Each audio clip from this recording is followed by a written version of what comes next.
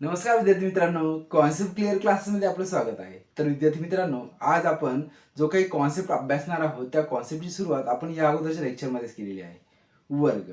विद्यार्थी मित्रांनो, आपण या अगोदरच्या लेक्चरमध्ये बघितलं आहे कोणत्याही 2 अंकी संख्येचा वर्ग अगदी कमीत कमी वेळेत कसं कॅल्क्युलेट करता येईल. तर विद्यार्थी मित्रांनो, आज आपण बघणार आहोत कोणत्याही 3 अंकी संख्येचा वर्ग अगदी कमीत कमी वेळेत कसं कॅल्क्युलेट करता येणार आहे. जसं की मी तुम्हाला या अगोदरही सांगितलेलं आहे की तुम्ही जर स्पर्धा परीक्षेचा अभ्यास करत आहात तर तुम्हाला तो अभ्यास करत असताना 1 ते 30 पर्यंत ज्या काही संख्या आहेत त्या संख्येचा वर्ग आणि वर्गमूळ पाठच असणं गरजेचं आहे. आणि तसंच घन आणि घनमूळही माहिती असणं गरजेचं आहे.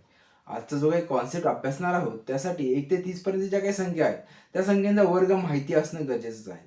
तर जास्त वेळ न घालवता आपण बघूया आणि जाऊया आपल्या कॉन्सेप्टकडे. 3 अंकी संख्येचा वर्ग अभ्यासत असताना आपण अगदी लहानात लहान जी 3 अंकी संख्या आहे तिथनं सुरुवात करणार आहोत. पहिलं जे उदाहरण घेणार आहोत ते घेणार आहोत 101 चा वर्ग. जी काही 3 अंकी संख्येचा वर्ग काढत असताना आपण काही स्टेप्स आणि ट्रिक्स फॉलो करणार आहोत. जर तुम्ही त्या स्टेप्स आणि ट्रिक्सचा जर चांगल्या प्रकारे प्रॅक्टिस जर केली तर तुम्हाला नक्कीच कोणत्याही 3 अंकी संख्येचा वर्ग अगदी कमीत कमी वेळेत कॅल्क्युलेट करता येणार आहे. तर बघूया ज्या काही स्टेप्स आणि ट्रिक्स आहेत त्या काय आहेत. तर पहिली स्टेप फर्स्ट जी आहे ती जी काही दिलेली संख्या आहे ती कुणाच्या जवळ आहे हे ओळखायचं आपल्याला. तर हा जो काही 101 आहे हा 100च्या जवळील संख्या आहे. तर ते ओळखण्यासाठी मी इथे कॉलम बनवलेला आहे. या कॉलमचा जर तुम्ही वापर केला तर नक्कीच ती 101 संख्या कुणाच्या जवळ आहे हे ओळखता येईल. 100 ते 125 मधील ज्या काही संख्या आहेत त्या 100च्या जवळ आहेत. 126 ते 175 मधील ज्या काही संख्या आहेत त्या 150च्या जवळ संख्या आहेत.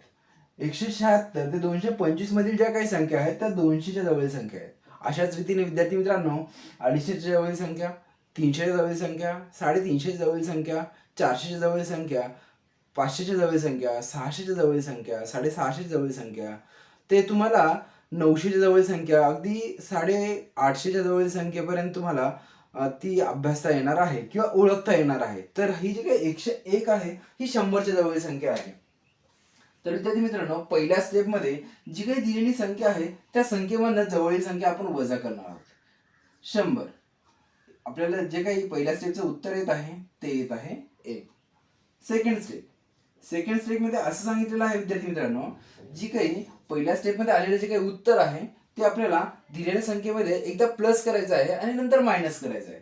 तर 101 अधिक 2, 101 अधिक 1 उत्तर येत आहे आपलं 102.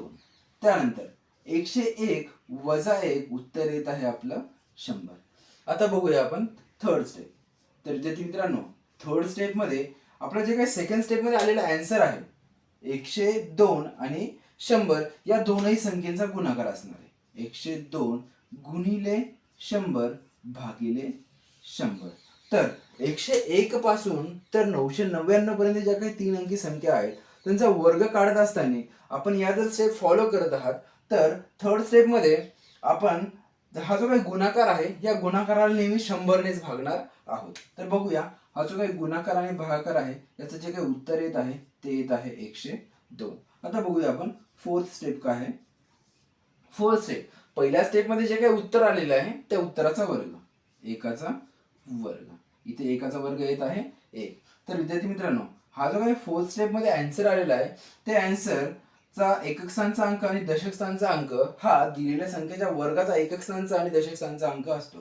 तर ही फोर्थ स्टेपमध्ये आलेलं जे काही आन्सर आहे ते आपण इथे ॲज इट इज नोट करूया.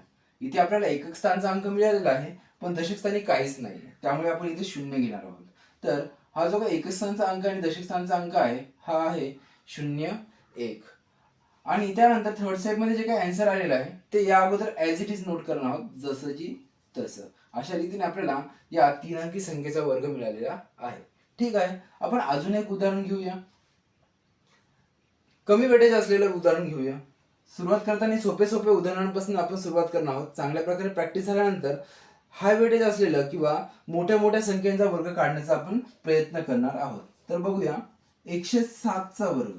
107चा वर्ग काय असणार आहे. विद्यार्थी मित्रांनो पहिली स्टेप काय आहे आपली, दिलेली संख्या कुणाच्या जवळील आहे हे ओळखायचं आहे. 107 नक्कीच या कॉलमवरून आपल्याला असं दिसतंय की 100च्या जवळील संख्या आहे. 100च्या जवळील संख्या आहे. तर दिलेल्या संख्येमधनं जवळील संख्या आपण काय करणार आहोत, वजा करणार आहोत. येणारं उत्तर काय आहे, 7 आहे. त्यानंतर सेकंड स्टेप, पहिल्या स्टेपमध्ये आलेलं उत्तर हे आपल्याला दिलेल्या संख्येमध्ये एकदा प्लस करायचं आहे आणि एकदा मायनस करायचं आहे. तर बघा 107 अधिक 7 उत्तर येत आहे 114. त्यानंतर 107 वजा 7 उत्तर येत आहे 100. थर्ड स्टेप नेहमीप्रमाणे सेकंड स्टेपमध्ये ज्या काही उत्तर आलेले आहेत ह्या उत्तरांचा आपण काय करणार आहोत, गुणाकार करणार आहोत. म्हणजेच 114 गुणिले 100 आणि या सगळ्यांना कशाने भागणार आहोत, आपण 100ने भागणार आहोत. 100 आणि जे काही उत्तर येत आहे 100 कॅन्सल होणार आहे 114. आता बघूया फोर्थ स्टेप.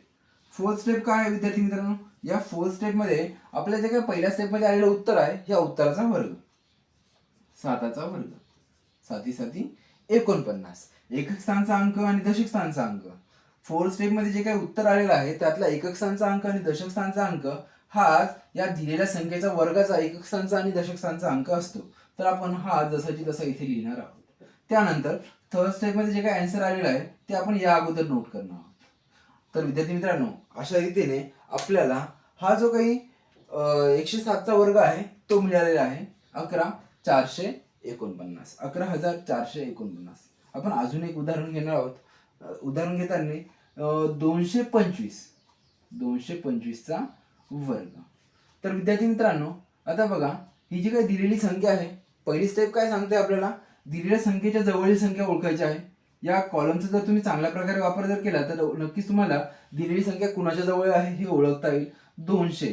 आता बघा 176 ते 225 मधील ज्या काही संख्या आहेत त्या कुणाच्या जवळील आहेत, 200च्या जवळील आहेत. नक्कीच 225 ही जी काही संख्या आहे ती 200च्या जवळील संख्या आहे.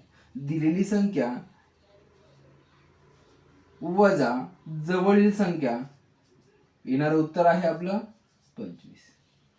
सेकंड स्टेप काय आहे विद्यार्थी मित्रांनो, सेकंड स्टेपमध्ये पहिल्या स्टेपमध्ये जे काही उत्तर आलेलं आहे ते दिलेल्या संख्येमध्ये एकदा प्लस करायचं आहे आणि एकदा मायनस करायचं आहे. 225 अधिक 25, 225 वजा 25. तर ही जी काही बेरीज आहे ही येत आहे 0.52 250 आणि यांची जी काही वजाबाकी आहे ती येत आहे 200. तर थर्ड स्टेप बघूया आपण. थर्ड स्टेप काय सांगते विद्यार्थी मित्रांनो, थर्ड स्टेप सेकंड स्टेप मध्ये आलेले जे काही उत्तर आहेत त्या उत्तरांचा गुणाकार 250 गुणिले 200 आणि या सगळ्यांना आपण कशाने भागणार आहोत तर 100ने भागणार आहोत. तर 100ने भागणार आहोत. यांचा गुणाकार आणि भागाकार जो येत आहे तो येत आहे 500. तर विद्यार्थी मित्रांनो आता बघा फोर्थ स्टेप जी आहे ती आपली नेहमीप्रमाणे पहिल्या स्टेपमध्ये जे काही उत्तर आलेलं आहे त्या उत्तराचा वर्ग, म्हणजेच इथे आपण करणार आहोत 25चा वर्ग. सोपं आहे आणि सगळ्यांना माहित आहे. जो काही 25 आहे त्याचा वर्ग किती आहे विद्यार्थी मित्रांनो, 625. जसं मी तुम्हाला सांगितलेलं आहे जो काही फोर्थ स्टेपमध्ये आलेला आन्सर आहे त्याचा एकक स्थानचा अंक आणि दशक स्थानचा अंक हा दिलेल्या संख्येच्या वर्गाचा एकक स्थानचा आणि दशक स्थानचा अंक असतो. तो आपल्याला जसाची तसा इथे नोट करायचा आहे. 25 आपण जसाची तसा नोट करणार आहोत. त्यानंतर जर आपण या उदाहरणासोबत या उदाहरणाला कम्पेअर केलं तर या उदाहरणामध्ये फोर्थ स्टेपमध्ये 2 अंकी संख्या आलेली होती, इथे 1 अंकी संख्या आलेली होती. त्यामुळे आपल्याला एकक स्थानचा आणि दशक स्थानचा अंक मिळालेला आहे. पण शतक स्थानी किंवा त्या अगोदरची जी काही संख्या आहे ती आपण थर्ड स्टेपची जी उत्तर आलेलं आहे ते ॲज इट इज नोट केलेलं आहे. पण इथे बघा इथे शतक स्थानी पण अंक मिळालेला आहे 6, एकक स्थानी 5 आहे, दशक स्थानी 2 आहे, तो आपण जसाची तसा वरती नोट केलेला आहे. पण हा जो 6 आहे हा आपला थर्ड स्टेप मध्ये जाणार आहे आणि तिथे होणार आहे प्लस, तो इकडे कॅरी जात असतो. तर अशा रीतीने आपल्याला मिळत आहे थर्ड स्टेपचे जे काही आन्सर आहे ते आहे 506 आणि हा जो 506 आहे आपण इथे जसाची तसा नोट करणार आहोत. तर विद्यार्थी मित्रांनो अशा रीतीने आपल्याला 225चा वर्ग सहजरित्या मिळालेला आहे. आपण अजून काही उदाहरणांची प्रॅक्टिस करणार आहोत. बघूया आता आपण जे काही पुढचं उदाहरण आहे ते घेणार आहोत आपण 172. आता बघा विद्यार्थी मित्रांनो, ही जी काही दिलेली संख्या आहे ही कुणाच्या जवळील आहे हे ओळखण्यासाठी आपण तो कॉलम यूज करणार आहोत. 172. आता ही जी काही 172 ही संख्या आहे ती 126 ते 175 मधील आहे. म्हणजे ती कुणाच्या जवळ आहे? 150च्या जवळ आहे. तर सगळ्यात पहिली जी काही स्टेप आहे, फर्स्ट स्टेप काय सांगते विद्यार्थी मित्रांनो, दिलेल्या संख्येमधनं जवळील संख्या काय करायची? आपल्याला वजा करायची. 172 वजा 150. येणारं जे उत्तर आहे ते काय असणार आहे? 22. येणारं उत्तर काय आहे? 22 आहे. सेकंड स्टेप मध्ये, पहिल्या स्टेप मध्ये आलेलं जे काही उत्तर आहे ते उत्तर आपल्याला दिलेल्या संख्येमध्ये एकदा प्लस करायचं आहे आणि एकदा करायचं आहे मायनस. 172 अधिक 22. उत्तर येत आहे आपलं 4, 9 आणि 1. 194. 172 वजा 22. उत्तर येत आहे विद्यार्थी मित्रांनो 0, 5, 1. 150. थर्ड स्टेप नेहमीप्रमाणे सेकंड स्टेप मध्ये आलेल्या उत्तरांचा गुणाकार आणि त्याला कशाने भागणार आहोत? 100 ने. 194 गुणिले 150 भागिले 100 भागिले 100. आता इथे 0 काय होणार आहे? कॅन्सल होणार आहे. बरोबर. 5 दूना 10, 5 त्रिक 15. 2 1 2, 2 9 18, 2 7 14. 7 त्रिक 21, हातच्याला गेले 2, 9 दूना 18, 9 त्रिक 27, 28 29. अशा रीतीने थर्ड स्टेपचं उत्तर मिळालेलं आहे. फोर्थ स्टेप काय? पहिला जो काही स्टेप आहे त्या पहिल्या स्टेपचं जे काही उत्तर आलेलं आहे त्याचा वर्ग. आता बघूया फोर्थ स्टेप 22चा वर्ग.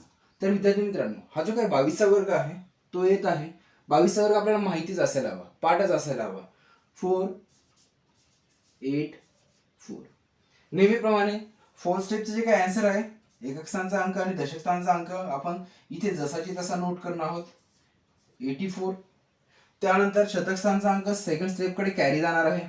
इथे होणार आहे तो प्लस आणि आन्सर येत आहे 9295 आणि हे आन्सर आपण इथे जसंची तसं नोट करणार आहोत. 295. तर विद्यार्थी मित्रांनो, अशा रीतीने आपल्याला 172चा जो काही वर्ग आहे तो मिळालेला आहे. बघूया आपण अजून एक उदाहरण. प्रॅक्टिस चांगल्या प्रकारे करायची आहे विद्यार्थी मित्रांनो. या स्टेप्स जर तुम्ही चांगल्या प्रकारे प्रॅक्टिस जर केली तर कोणत्याही 3 अंकी संख्येचा वर्ग अगदी कमीत कमी वेळेत कॅल्क्युलेट करता येणार आहे. तर बघूया आपण 513. 513. आता आपण जे काही उदाहरणं आहेत त्यांची वेटेज वाढवणार आहोत.